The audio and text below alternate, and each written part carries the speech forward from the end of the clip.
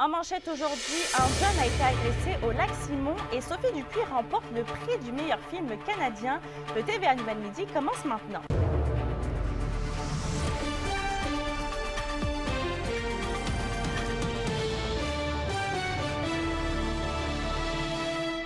Bon midi et bienvenue au TVA Nouvelles.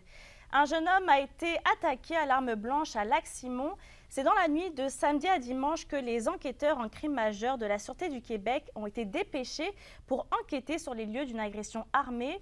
Et selon les dernières informations de la SQ, un suspect de 18 ans a été arrêté alors que ce dernier aurait poignardé un autre jeune homme de 17 ans. On ne craindrait toutefois pas pour la santé de la victime. L'homme de 18 ans a été rencontré par les enquêteurs et restera détenu jusqu'à sa comparution au palais de justice. Évidemment, on espère que le jeune va aller bien.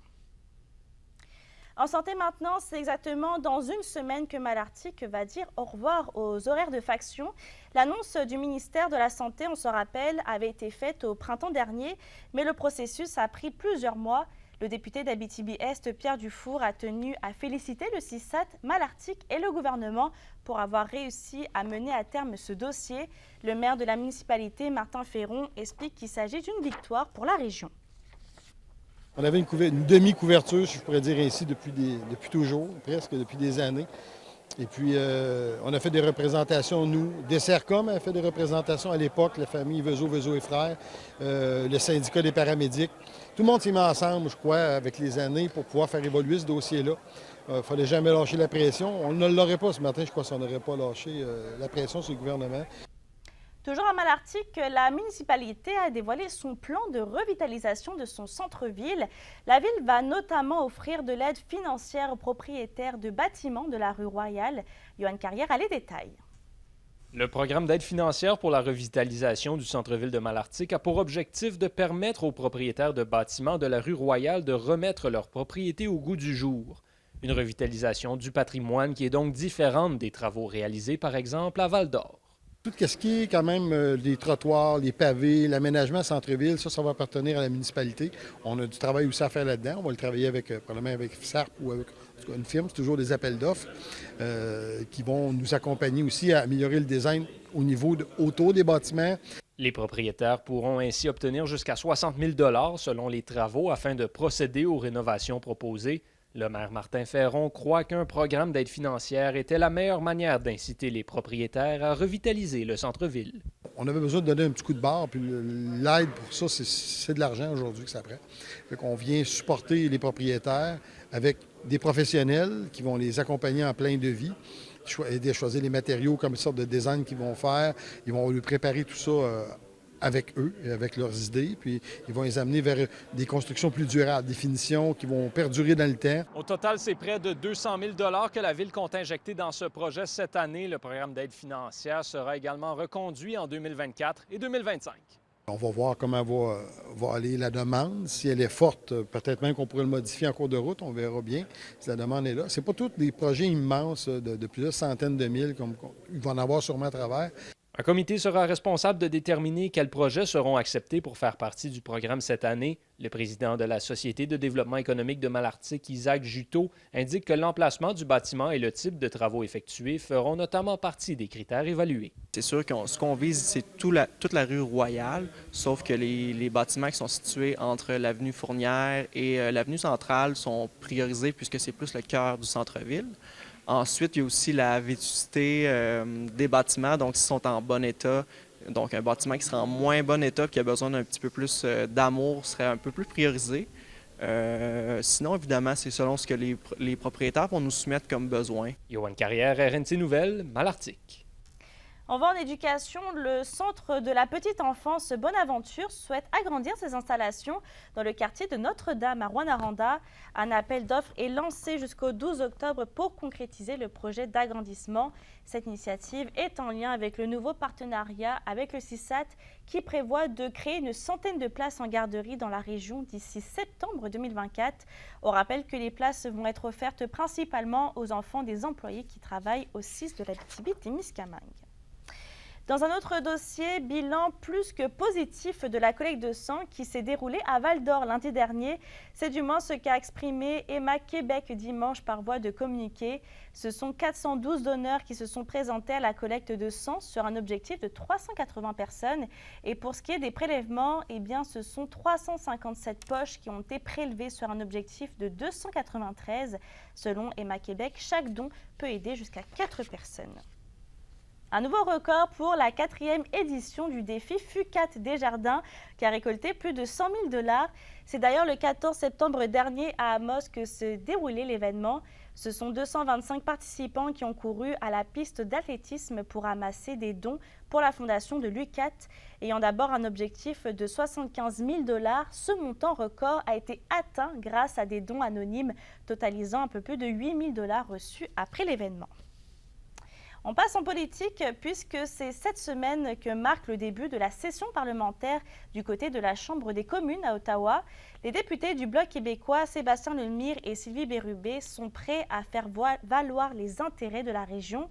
Sylvie Bérubé prendra d'ailleurs la parole dès 14 h pour dénoncer, selon elle, l'inaction du gouvernement dans le dossier des feux de forêt historiques qu'on a connu ici en Abitibi, mais aussi au nord du Québec. Également, le coût de la vie et la crise du logement seront en toile de fond comme priorité pour les deux bloquistes. Et à la question du jour, on vous demande justement, avez-vous des attentes pour la rentrée parlementaire à Ottawa? Pour voter, rendez-vous sur la page de TVA Abitibi-Témiscamingue.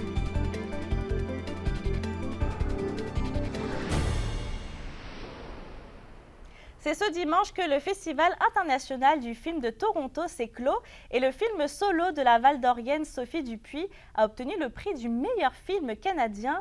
Doté d'une bourse de 10 000 $ et choisi par un jury, le long métrage raconte l'histoire d'une vedette de la scène drague de Montréal. Le 3e long métrage de Sophie Dupuis est présenté en ce moment dans les salles partout au Québec. Et on va recevoir la cinéaste ce soir au bulletin de 18 h pour connaître davantage sur son expérience. Dans la LHMQ, les Huskies de Rouyn-Noranda finissent sur une belle note le calendrier préparatoire avec une convaincante victoire de 7-2 contre les Foreurs de Val-d'Or vendredi dernier. Bisonon et Thomas Verdon se sont tous les deux illustrés dans le gain de la meute en récoltant tous les deux 5 points. Et chez les Foreurs, Alexandre Guy et Alexander Godio ont été les deux seuls à marquer. Le Vert et Or pourra toutefois avoir sa revanche le 23 septembre prochain lors du premier duel de la 117 de la saison, match qui va amorcer du même coup la saison régulière pour les deux équipes de la région. Au Témiscamingue, les Titans dans la GMHL ont retiré le chandail numéro 31 d'Éloi Bouchard. Une soirée remplie d'émotions pour le jeune joueur d'hockey Vincent Tremblay. Éloi Bouchard est immortel au centre civique de Témiscamingue. Les Titans ont retiré son chandail numéro 31 avant la partie de samedi face aux Lynx de West Nipissing, un honneur qu'il accepte avec humilité. Il y a beaucoup de joueurs de la Ligue nationale ou qui ont joué du gros calibre que jamais ils vont pouvoir avoir cet honneur-là et qui l'auraient mérité. Moi, j'ai la chance d'avoir eu une organisation qui ont cru en moi puis qui m'ont poussé aussi à travers mes 4 saisons ici. Donc pour moi, c'était très flatteur quand j'ai reçu le coup d'appel. Puis j'étais extrêmement excité puis super reconnaissant. Pour cette soirée remplie d'émotions, l'entraîneur-chef des Titans, Sébastien Lacroix, a demandé à Éloi de présenter l'alignement partant de son équipe. Je vous présente Éloi!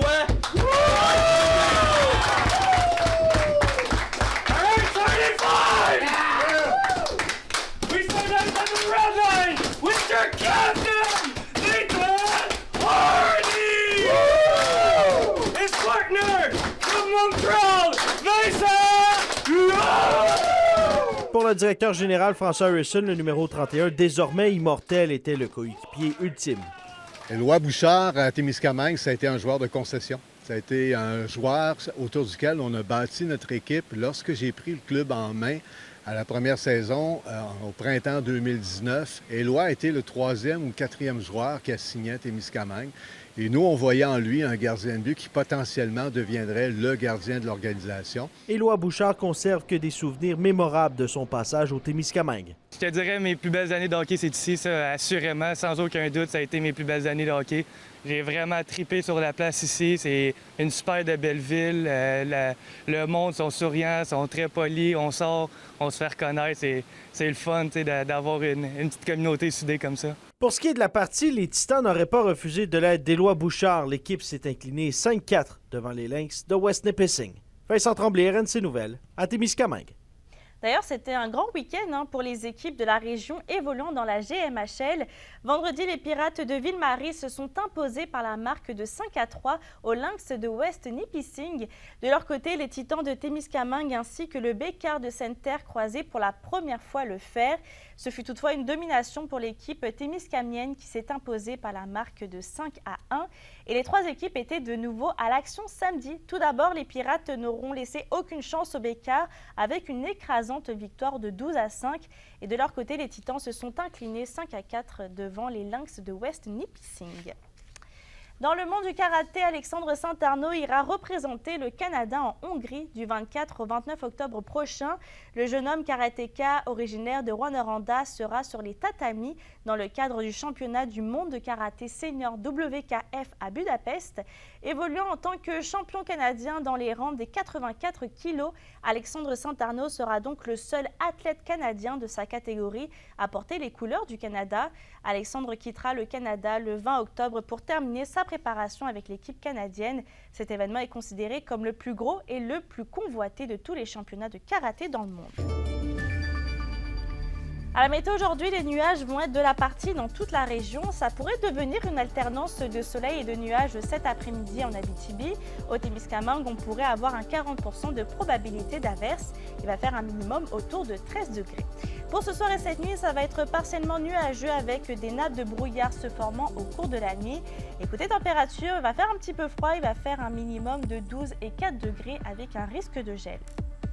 On va vous tenir au courant si on a des nouvelles informations, évidemment, pour le jeune homme attaqué au lac Simon. D'ailleurs, on va suivre la marche qui est organisée dans la communauté en lien avec la recrudescence des agressions. On vous tient au courant. Bonne journée et à tout à l'heure.